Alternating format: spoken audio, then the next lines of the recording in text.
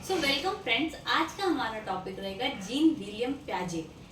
ये एक ऐसे साइकोलॉजिस्ट रहे हैं जिनकी थ्योरी आज भी साइकोलॉजिस्ट अपनी बेस थ्योरी के तौर पे यूज करते हैं जब भी वो चाइल्ड डेवलपमेंट की बात करते हैं। तो आज की जो हमारी थ्योरी रहेगी वो इसलिए इम्पॉर्टेंट रहेगी हमारे पेपर पॉइंट ऑफ व्यू से, क्योंकि ये एक फंडामेंटल थ्योरीज में से एक है। तो ये साइकोलॉजिस्ट जरूर आपके एग्जाम में, चाहे वो सेंट्रल टैट हो चाहे वो स्टेट टैट हो, आपके जरूर आएगा किसी न किसी क्वेश्चन फॉर्मेट में। तो फिलहाल के लिए हम इनके बैकग्राउंड को थोड़ा सा समझेंगे ताकि इनकी थ्योरी समझना हमारे लिए और इंटरेस्टिंग और इजी हो जाए। तो सबसे पहले हम उनके बैकग्राउंड की बात स्टार्ट करें, उससे पहले हम ये जान लें कहाँ से बिलोंग करते हैं। ये बेसिकली एक स्विस साइकोलॉजिस्ट थे जो कि इनिशियली जिन्होंने पढ़ाई जूलॉजी में की थी, यानी कि एक ट्रेन्ड जूलॉजिस्ट थे। जूलॉजी क्या होता है? जूलॉजी एक बायोलॉजी की ऐसी ब्रांच है जो कि एनिमल और एनिमल किंगडम से डील करती है या कि उनकी पढ़ाई करती है। उसके बाद दूसरा हम ये चीज समझें कि वहां से उनका जो इंटरेस्ट है वो स्विच हुआ साइकोलॉजी और सोशियोलॉजी की तरफ। जब उन्होंने चीज़ों को समझना चाहा, हमारे समाज को, हमारे दिमाग को, हमारे इंटरेक्शन के पैटर्न को समझना चाहा, तो उन्होंने अपनी कुछ रिसर्चेस स्टार्ट करी। अब उन्होंने रिसर्चेस स्टार्ट करी कहाँ? सबसे इजी होता है रिसर्च वहाँ पे करना जहाँ पे आपके पास अप्रोप्रिएट संसाधन हो। तो अगर आप साइकोलॉजी या सोशियोलॉजी की दुनिया को किसी भी तरह से समझना चाहेंगे तो आपको लोगों के बीच में रहना पड़ेगा, क्योंकि हम ये जानते हैं कि हम इनकी थ्योरी चाइल्ड डेवलपमेंट पे पढ़ रहे हैं। तो इन्होंने सबसे पहले अपने तीनों बच्चों पे अपनी रिसर्च स्टार्ट करनी चाहिए। उन्होंने उनके बेसिक पैटर्न को नोट डाउन किया, उनके ऑब्जर्वेशन को समझा, उन बच्चों को कुछ खास तरह की प्रॉब्लम्स प्रेजेंट करी और उन्होंने उनके ऑब्जर्वेशंस को या फिर उनके रिस्पॉन्सेज को नोट डाउन करा। ये उन्होंने कुछ कंट्रोल्ड मैनर में करा, कुछ नेचुरल एनवायरनमेंट में किया, यानी कि कुछ माहौल को बदलते हुए थोड़ा बहुत नेचुरल एनवायरनमेंट को कंट्रोल करते हुए किया, और कुछ उन्होंने बिल्कुल फ्री एनवायरनमेंट में किया अपने अकॉर्डिंग। उनकी लाइफ का टर्निंग पॉइंट कहाँ आया? उनकी लाइफ का टर्निंग पॉइंट आया जब उन्होंने बिनेट इंस्टीट्यूट को 1920 में ज्वाइन किया। उन्होंने वहाँ पे जब ज्वाइन किया तो उन्होंने एक टेस्ट लिया था बच्चों का, बहुत सारे बच्चों का टेस्ट हुआ था जो कि IQ टेस्ट था। उन्होंने उस चीज़ का जब एनालाइज करना शुरू किया तब उनके माइंड में क्वेश्चन क्लिक हुआ कि सेम एज के बच्चे सही भी वो क्वेश्चन कर रहे हैं पर गलत भी कर रहे हैं। तो जो बच्चे गलत कर रहे हैं वो बच्चे गलत क्यों कर रहे हैं, और गलती के पैटर्न्स भी अलग अलग उन्होंने नोट किए। तो उन्होंने सही को छोड़ते हुए गलत के पैटर्न को समझने की कोशिश करी और अपनी जो इंटरेस्ट है या फिर यूँ कहूँ उनकी जो रिसर्च है उनको उन्होंने आगे बढ़ाया।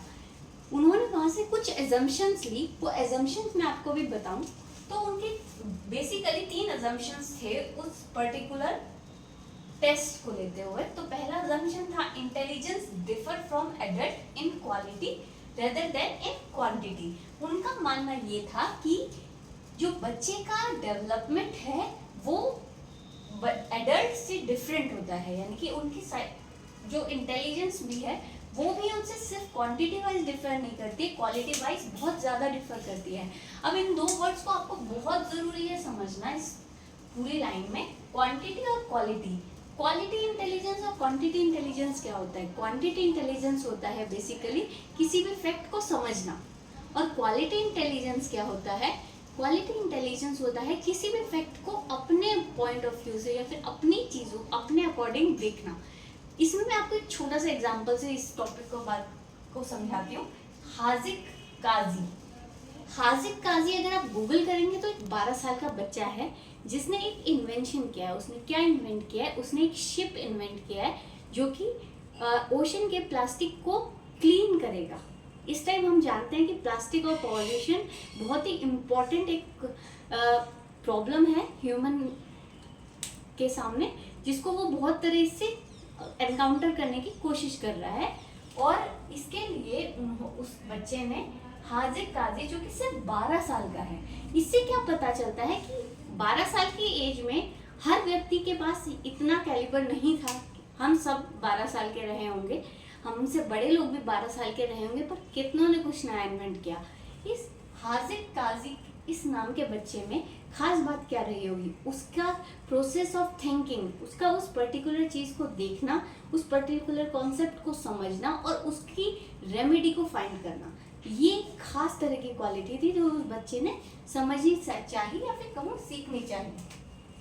दूसरा पॉइंट था जो इनकी बात का, वो था actively build up their knowledge about the world, not passive creators. जो बच्चे होते हैं वो अपनी सोच को, अपनी थिंकिंग को एक्टिवली बिल्ड अप करते हैं, ना कि वो एक पैसिव क्रिएटर होते हैं। पैसिव क्रिएटर का क्या मतलब हुआ कि हम उनको सिर्फ बता दें, फैक्ट समझा दें, रटवा दें, सिर्फ ये नहीं करते हैं बच्चे। आपने आजकल बहुत सारे ऐसे बच्चे देखे होंगे टेलीविजन पे, किसी भी सोशल साइट पे आपने देखा होगा, बच्चे बहुत ज़्यादा छोटी एज में बहुत कुछ ऐसी चीज़ें, ऐसे श्लोक या फिर ऐसी नॉलेज या फिर फैक्ट्स, मैथ और बहुत सारी चीज़ें लर्न कर लेते हैं। वो बेसिकली पैसिव क्रिएटर्स ही नहीं है, मतलब सिर्फ उनको पैसिवली अगर आपने कुछ समझाया वो नहीं है, उनके अंदर कुछ इनोवेशंस भी हैं। वो उस नॉलेज से कुछ ना कुछ अपने माइंड में कॉन्सेप्ट पैटर्न्स को बनाते हैं और अपनी थिंकिंग को इवॉल्व करते हैं with the passage of time. अब अगली बात करूं तो लास्ट पॉइंट था उनका, अकॉर्डिंग टू पियाजे their own point of view is most important thing. यानी कि पियाजे के हिसाब से उनका जो पॉइंट ऑफ व्यू, उनका नजरिया है जो दुनिया को देखने का, चीज़ों को देखने का, वो बहुत अलग होता है और वो उनका खुद का होता है। वो हमारे नज़रिए से चीज़ों को देखना प्रेफर नहीं करते। इसके लिए एग्जांपल मैं आपको देना चाहूँ तो आप समझें कि जब एक छोटे से बच्चे को आप कभी भी मार्केट अपने साथ लेके जाते हैं या किसी भी अच्छी फन लविंग प्लेस पे आप लेके जाते हैं और बच्चा वहाँ पे कोई शॉप, कोई मार्केट, कोई टॉय शॉप देख लेता है, तो वो बच्चा जिद करने लग जाता है। पॉसिबल है वो कोई खाने की चीज़ के लिए जिद कर रहा हो, कोई खेलने की चीज़ के लिए जिद कर रहा हो। पेरेंट्स के अकॉर्डिंग, बड़ों के पॉइंट ऑफ व्यू के अकॉर्डिंग हो सकता है वो चीज़ में मटेरियल बहुत अच्छा खाने का यूज़ ना हुआ हो, वो बहुत ओवर एक्सपेंसिव हो, वो यूजलेस हो, उसका कोई किसी भी तरह का इस्तेमाल ना किया जा सके, या फिर वो उस बच्चे के पॉइंट ऑफ व्यू से भी बहुत ज़्यादा यूजलेस थिंग पेरेंट्स को लग रही हो। बट अगर बच्चे ने उस चीज़ के लिए जिद कर ली तो बच्चा उस चीज़ को किसी भी तरह से लेने की कोशिश करेगा, और अगर पेरेंट्स किसी वजह से उसको वो चीज़ें नहीं भी दिलवाते हैं तो वो उनको घर लेके आएगा, और जब वो उनको घर लेके आएंगे तब तक वो बच्चा रोता हुआ ही घर आएगा। तो उसका सबसे इम्पॉर्टेंट रीज़न क्या होता है? उसका सबसे इम्पॉर्टेंट रीज़न ये नहीं होता कि वो बच्चा ज़िद्दी है या उसको एटिकेट्स नहीं है। उसका मेन कारण ये होता है कि वो बच्चा अभी अपनी उस स्टेज में है जिसमें वो, अगर उसने उस चीज़ को समझ लिया कि वो उसके लिए ज़रूरी है या वो उसके लिए इम्पॉर्टेंट है, तो उसके पॉइंट ऑफ व्यू से इम्पॉर्टेंट होना चाहिए। पेरेंट्स का पॉइंट ऑफ व्यू वो समझने की या उस लेवल पे जाता नहीं है, और ना ही उसको वो चीज़ें समझ में आती हैं। तो ये खास बात थी। अब इन दोनों में अगर हम एग्जाम्पल्स डालने की कोशिश करें तो एक बहुत ही खास एग्जाम्पल है सिद्धार्थ का। सिद्धार्थ एक ऐसा बच्चा जो अपने महल से एक दिन बाहर जाता है, और उसके सारथी के साथ जब वो बाहर जाते हैं और वो वहाँ पे बहुत सारे लोगों को, बीमार, परेशान या बुजुर्ग को देखते हैं, तो वो ये समझ पाते हैं कि दुनिया में दुख है। और उनकी उस टाइम, उस बचपन की एक ऐसी सोच, एक ऐसा नज़रिया, जिस बच्चे ने उस नज़रिए को से दुनिया को देखा, वो इतने ज़्यादा उसमें गुम हो जाते हैं कि आखिरी में जब वो अपने एक उम्र के हिस्से को पार कर जाते हैं और जिस समय उनको अपना राजपाट संभालना होता है, उस समय वो वहाँ पे ये डिसीजन लेते हैं कि वो सब कुछ छोड़ के अध्यात्म की तरफ चलेंगे। और वो उनकी जो मेमोरी पहले डेवलप हुई थी, उस दिन, जिस दिन वो उस नज़ारों को देखते हुए जा रहे थे, उस सोच को समझने की कोशिश में आखिरी में उन्होंने अपना घर, राजपाट सब त्यागने का फैसला किया और अध्यात्म की तरफ जाने का फैसला किया। तो किस तरह से एक बच्चे की सोच, एक बच्चे का नज़रिया, एक बच्चे की बहुत ही पुरानी थिंकिंग उसको आगे जाके किस तरह से ट्रांसफॉर्म करती है, वो हम समझ सकते हैं सिद्धार्थ के एग्जाम्पल से, जो कि एक बच्चा था जो कि राजा बन सकता था, पर वो बने महात्मा बुद्ध। Thank you.